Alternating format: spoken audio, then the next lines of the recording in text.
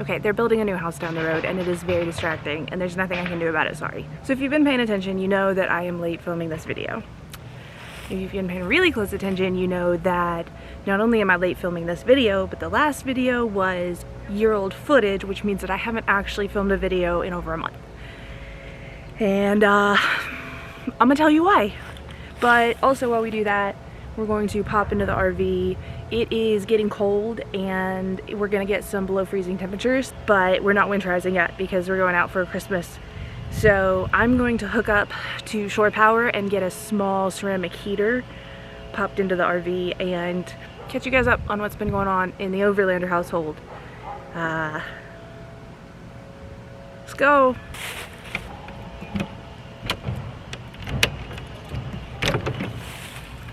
Backstory, if you're new here, if you're not new here, if you don't know my backstory, I'm Silver. This is the USS Overlander. This is a 2022 Thor Freedom Elite 22 HE, which means that we're 24-foot bumper to bumper. And we bought this RV in March of 2023, which means that we've had it less than 2 years. But in that time, we've taken several trips to Texas, from Tennessee to Texas, back to Tennessee. We've traveled from Tennessee to Washington State and back once. We've also gone on lots of smaller trips, North Carolina, Kentucky, Central Tennessee, weekend trips. When we bought this RV, Derek and I were both full-time software engineers. I was working for a huge corporate consulting company. He had spent over 5 years at a startup and was basically a senior software engineer at that time. So 2 years ago, we're both fully employed, everything's great, we buy our RV. March of 2024 rolls around. I've been with my company 2 years. I've been remote the whole time. There hasn't been any issues. They decide that we're going back to office and there was no flexibility. So because I was working hard so that I could travel, I decided to step away from my corporate role, which was a fine decision at the time because, again, Derek was a senior software engineer at a startup he'd been at over 5 years. Everything was really solid. It wasn't a terrible idea. We could spend about a year living comfortably off of his salary and dipping a little bit into our savings, but not touching our emergency fund.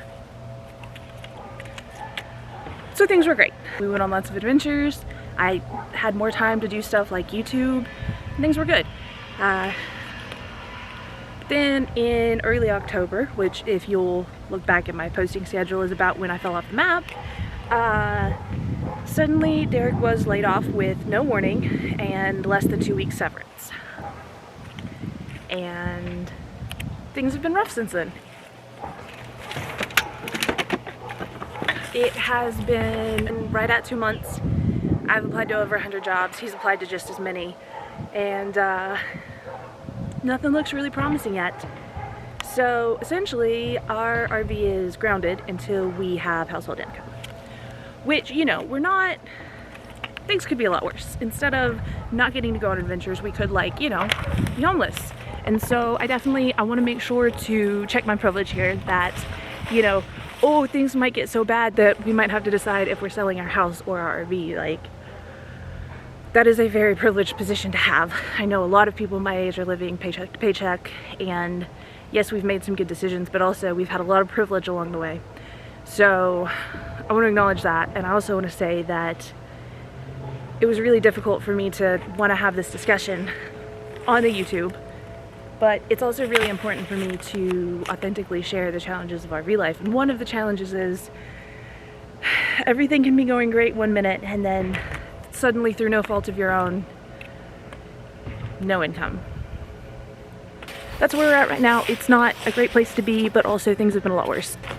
So, like, lots of people deal with a lot worse all the time. And it is what it is. My grandma has very graciously offered to pay our fuel to visit her on the farm for Christmas this winter, which is why we're not actually winterizing right now. We're just stasising. But until further notice, we're probably not going to be having a lot of adventures, and we're definitely not going to be doing a lot of, like, upgrades, modifications that cost money. And you might be like, well, why? What are you going to put on YouTube? And the answer is, I don't know. And also, that's kind of the least of my worries right now. It is what it is. It's going to be what it's going to be. sometimes things suck, and crying about it doesn't help.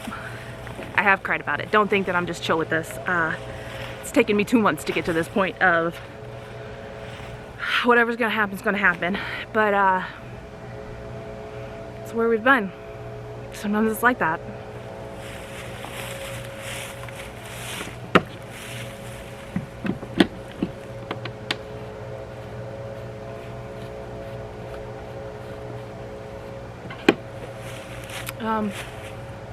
We do have some neat stuff potentially ahead. I have gone through 2 interviews with a company out of Alaska, so there's a potential that we have a big moving to Alaska arc. We're also applying to companies all over the place. There's not a lot left for us here in Tennessee, so we're applying Colorado, Vermont, Minnesota, Washington, Oregon maybe. Places that a woman with blue hair is going to fit in better than East Tennessee. There's also a potential that, you know, Derek gets a job offer that's actually going to pay him to be a senior software engineer, and I don't even need a job. I can just keep adventuring and making videos and chasing the dopamine. So, you know, it's definitely not hopeless. There's also a possibility that after a few more months of this, we have to decide if we're selling the house or the RV. And, you know, we might be on the cusp of a full-time RV living arc. Who knows? Part of me hopes that's not the case, and part of me is just ready to let life take its course. And, you know, we've been in this house for almost 7 years, and it was supposed to be a starter house. So, what's next? It's definitely really nerve-wracking.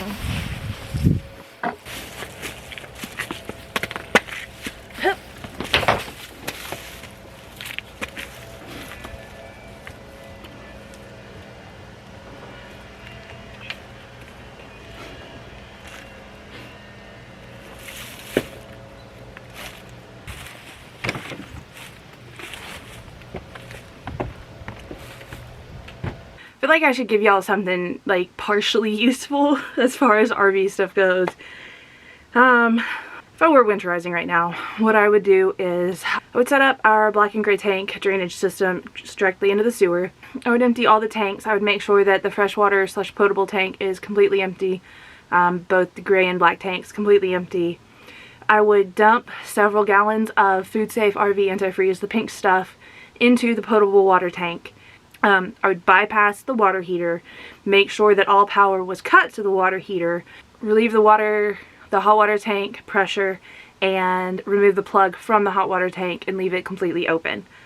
Now that the hot water tank is bypassed, I would use the water pump to pump the RV food safe antifreeze from the potable water tank through each of our faucet systems. So with each faucet, sink, shower, I would run the cold water until pink came out. I would run the hot water until pink came out. And I would let some of the antifreeze get into the drainage system so that it's sitting there in the P-trap of each drain.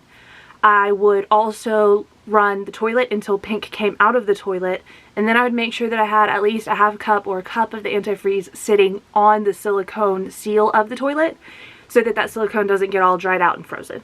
If I were following best practices, I would make sure that my non-lithium batteries are completely charged up.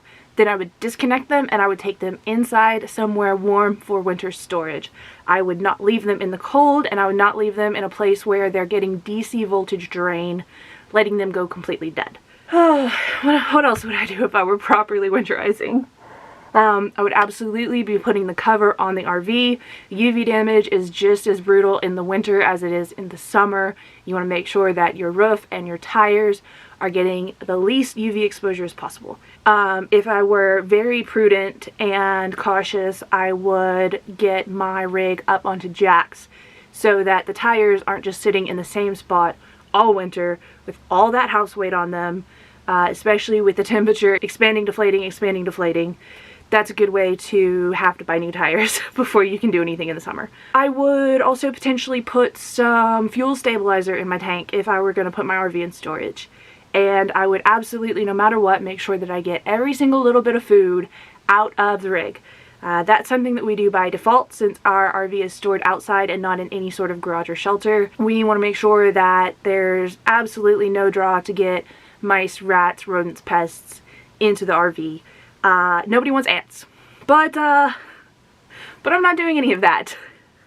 Instead, we're plugged up to shore power. I'm going to turn everything off so that the little ceramic heater has the best chance it can to not blow the RV fuse.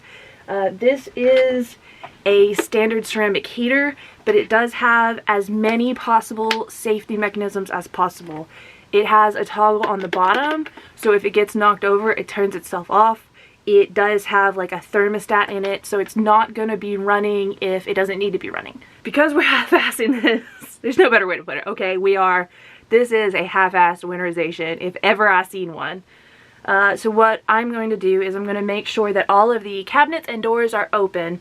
I'm going to block off the cab because that's the least insulated part of the whole entire vehicle. And there's nothing up there that can't freeze.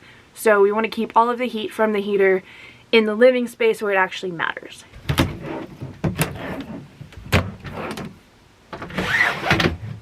This is also a good opportunity to make sure that there's not any food that has been inadvertently left out here.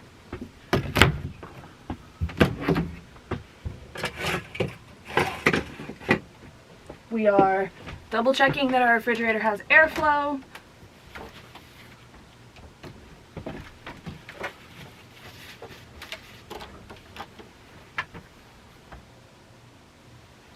I am making sure that all of the blinds are shut.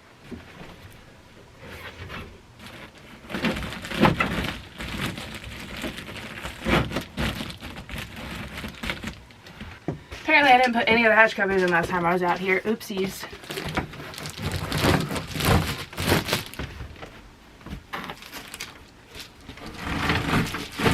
This is a duvet cover insert that is very thick and fluffy that I got from the thrift store for $1 and threw a couple curtains on it to make it green.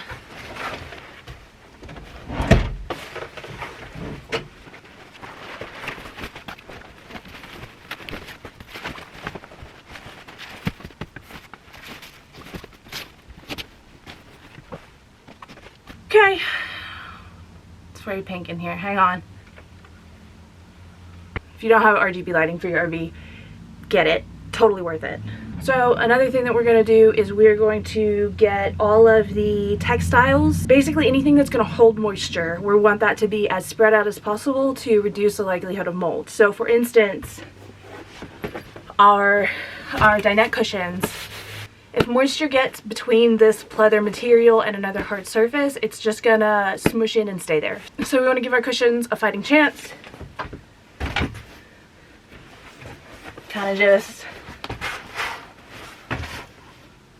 lean them up as haphazardly as we can get away with. Here's another good time to note that we have a dry pad under our mattress. It is one of my favorite small business products. Not a sponsor. We'll shill for them without money, no problem. Basically, it's a textured sort of rubber-ish mat that slightly lifts the mattress up and gives room for airflow underneath it. So we don't have to worry too much about the mattress. The dinette seats are our main concern as far as that sort of like moisture grabbing mold's gonna be.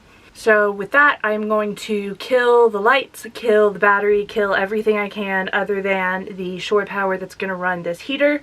And then first thing in the morning, we're gonna send Derek out to make sure that the heater didn't trip the, it's not a surge protector. Oh, what are the power things? The power box with the little toggles. Oh! Guys, I'm a professional YouTuber and I'm here to give you advice about your RVs. Circuit breaker. Okay. First thing in the morning, we're going to send Derek out to make sure that we haven't blown a circuit. If we have, I don't know. If we have, then I guess we're winterizing and then unwinterizing and then re-winterizing. Hopefully the heater can run on low and I'm overthinking it. I'm not going to really make a whole bunch of promises with the title and thumbnail of this video as far as here's this super useful for you, learn how to do this thing that's going to help RVers, because I don't think this video is that. Hopefully my rambling and half-assed winterization did help you. Listen, sometimes there's room between the perfect RV checklist and this sometimes it just has to be good enough. Sometimes it just has to be good enough. We don't have to have done everything by the book. We just need to keep our RV safe. And for us in East Tennessee before February, it kind of just means not letting it get below 32 in here, which is totally feasible in this case. Listen, but for now I'm just surviving and I'm giving myself permission to do that. So yeah, thanks for being here. Thanks for watching this video. It's been pretty disjointed. I'm pretty disjointed right now. I'm gonna turn on this heater and then I'm gonna take my happy little butt inside the house where it is warm, and I'm going to be thankful for what I have, which is a warm house and an RV that needs maintaining. And if that changes soon, then that's okay, because we can roll with it, and hopefully it doesn't, and I'm back really soon with some great news about what the next step in our adventure is. Okay, bye.